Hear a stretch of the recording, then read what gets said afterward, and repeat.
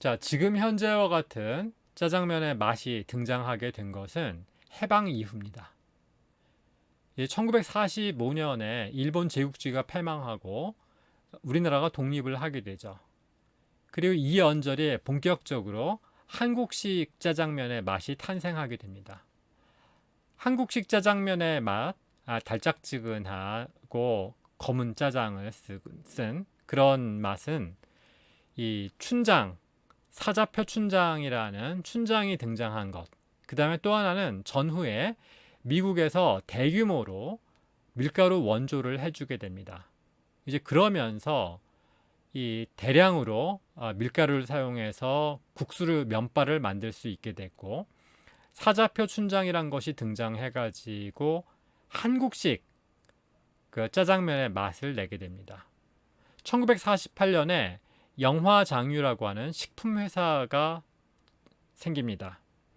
이 영화장유는 산동 출신의 화교였던 왕송산이라는 분이 한국 최초로 면장을 생산합니다.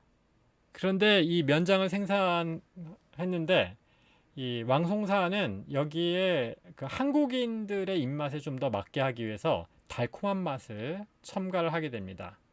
그래서 중국식 춘장에 설탕을 가열해가지고 만든 끈끈한 갈색 물질 캐러멜을 혼합하게 됩니다.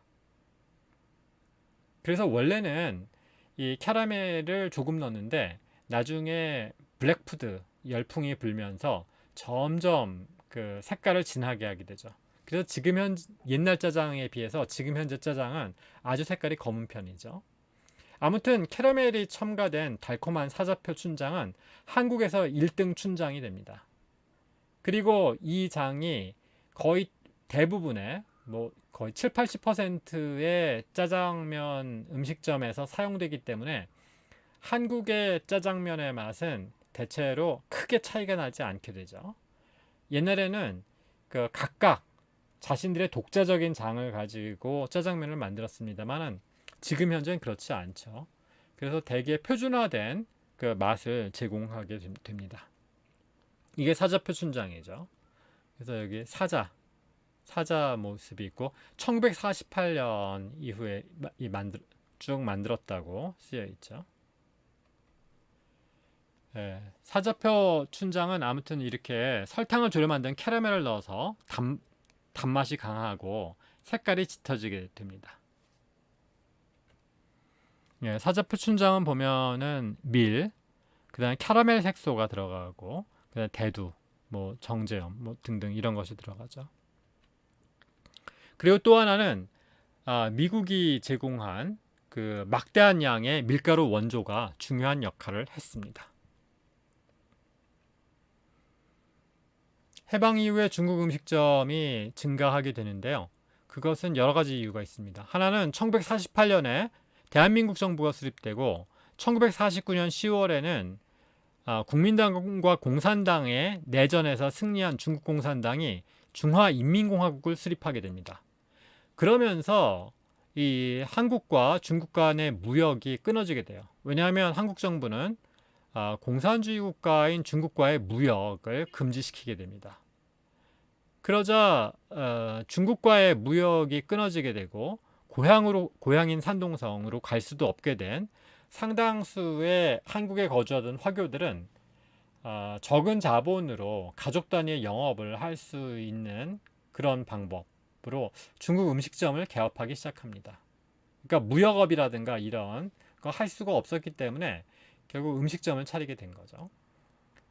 그래서 1948년에 중국 음식점은 332개였는데 1958년이 되면 10년 뒤죠. 1702개가 되고 1964년이 되면 2307개, 1972년에 2454개까지 증가하게 됩니다.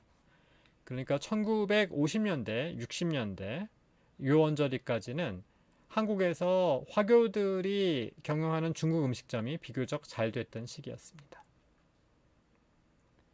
특히 이렇게 된 데는 미국이 제공했던 잉여농산물 원조가 중요한 역할을 했습니다. 1955년에 당시 이승만 정부는 미국과 잉여농산물 원조를 받기로 협약을 체결합니다. 그래서 1956년도부터 1964년까지 쌀, 보리, 밀 등 약 60만 톤의 식량이 수입됩니다. 이 규모는 국내 곡물 총 생산량의 40%에 해당되는 양이었습니다. 그 가운데서도 가장 많은 비중을 차지한 것은 밀이었습니다. 밀이 전체 수입량의 70%를 차지했습니다.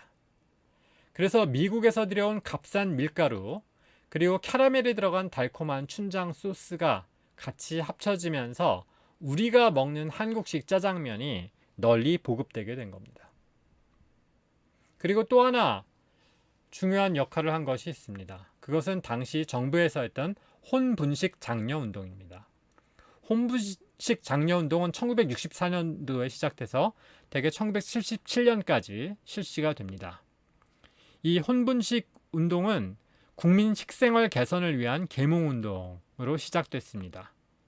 당시에 한국인들은 쌀만 먹었습니다. 그런데 문제는 미국이 원조한 곡물 가운데서 밀이 70% 차지했죠. 밀을 먹지 않는 겁니다. 자, 그래서 혼분식 장려 운동을 하게 됩니다. 그래서 혼식이란 것은 보리나 콩, 조 등 잡곡하고 쌀을 섞어서 먹어라 그런 것이고, 그리고 분식 장려는 밀가루 음식을 장려하는 거죠. 그래서 밀로 만든 국수 이런 것들이 장려가 됩니다. 그래서 우리나라의 많은 칼국수집, 그 다음에 짜장면을 비롯한 그 밀가루 음식들이 이 시기에 널리 보급이 됩니다. 그리고 물론 빵 같은 것들도 보급이 되죠. 당시에 그 혼분식 표어들도 많았습니다. 분식으로 생활 개선, 향상하는 우리 체위. 미국 소비 절약하여 혼분식 실천하자. 뭐 이런 캠페인을 했고요. 그리고 분식 장려 포스터도 있었습니다. 엄마의 분식 솜씨 즐겨 먹는 우리 가족. 뭐 그래서 그 국수를 먹는 모습을, 엄마하고 아이가 국수를 먹는 모습을 이렇게 보여주기도 했고요. 이 혼식 분식으로 튼튼한 몸과 새 역사를 창조하자 해서 국가적인 차원에서 혼식과 분식을 장려했습니다. 그래서 이런 분위기 속에서 짜장면이라든가 이런 중국 음식점의 면 종류들도 많이 팔리게 됐고요. 뭐 칼국수라든가 등등 이런 것들도 많이 팔리게 됩니다. 그래서 결국 국민들의 그 식생활이 바뀌게 되죠. 이 시기는 긴급조치의 시기였습니다. 그래서 1974년 1월 8일에 긴급조치 1호라는 것이 발령이 됐는데, 이 조치를 위반한 자와 이 조치를 비방한 자는 법관의 영장 없이 체포 구속 수색하며 15년 이하의 징역에 처한다고 했습니다. 그래서 이런 분위기 속에서 혼분식 장려운동은 강제적인 성격의 운동이었습니다. 그래서 분식과 혼식을 장려를 하면서 학교에서는 도시락을 싸가면 쌀과 보리를 7대3으로 정한 그 비율을 정한 대로 학생들이 싸왔는지 교사가 학생들의 도시락을 검사하고, 만약에 충분하게 혼식을 하지 않은 것으로 보이면 처벌을 하기도 했죠. 자, 이렇게 혼분식 장려운동을 하게 되면서 국민들의 식습관이 바뀌게 됩니다. 그래서 쌀 소비량이 줄어들게 되고요. 밀 소비량이 늘어나게 됩니다. 1965년에 1인당 밀 소비량은 13.8kg였습니다. 그러나 4년 뒤인 1969년에는 28.7kg로 2배 이상 증가하게 됐고요. 밀을 사용한 제과업, 제빵업, 제면업이 다 성장을 하게 됩니다. 그래서 지금 현재는 오히려 이 쌀 소비가 안 돼서 그 남는 쌀 때문에 걱정하다 하는 그런 나라가 됐죠. 예, 밀 가격은 폭등했다 하는데 쌀 가격은 오히려 그대로 있거나 떨어지는 그런 모습을 보입니다. 왜냐하면 이제 한국인들의 이 식습관이 바뀌게 된 거죠. 쌀 중심이 아니라 이젠 밀이라든가 다른, 그래서 빵이라든가 국수 뭐 이런 것들을 많이 먹게 된 거죠. 이것은 1970년대 공화춘의 모습입니다. 이건 1960년대 공화춘의 모습을 짜장면 박물관에서 재현해 놓은 건데요. 여기 보시게 되면은 지금 그 식사를 하고 있는 모습을 재현해 놨습니다. 근데 여기서 자세히 보시게 되면은 지금하고 같은 것도 있고 다른 것도 있습니다. 같은 것은 단무지가 있고 양파가 있고 이것은 같죠. 근데 가운데 지금 현재는 없는 것이 있습니다. 그러니까 1960년대까지는 파를 이 춘장에 찍어 먹은 거예요. 이것은 산동 사람들이 지금도 그 면 음식 같은 거 먹고 그럴 때 이 파를 춘장에 찍어 먹고 그러죠. 그래서 이 파를 먹는 습관이 1960년대까지는 우리나라에도 있었던 것 같습니다. 자, 근데 1970년대를 재현해 놓은 그런 모습을 보게 되면요. 1970년대 같은 경우엔 이제 졸업식을 했네요. 이게 졸업장이 들어있고, 그 다음에 졸업 축하 화환이 있네요. 파가 없어졌습니다. 파는 없어졌고, 단무지하고, 그 다음에 양파만 남게 되죠. 이게 60년대와 달라진 그 모습이라고 할 수가 있겠습니다.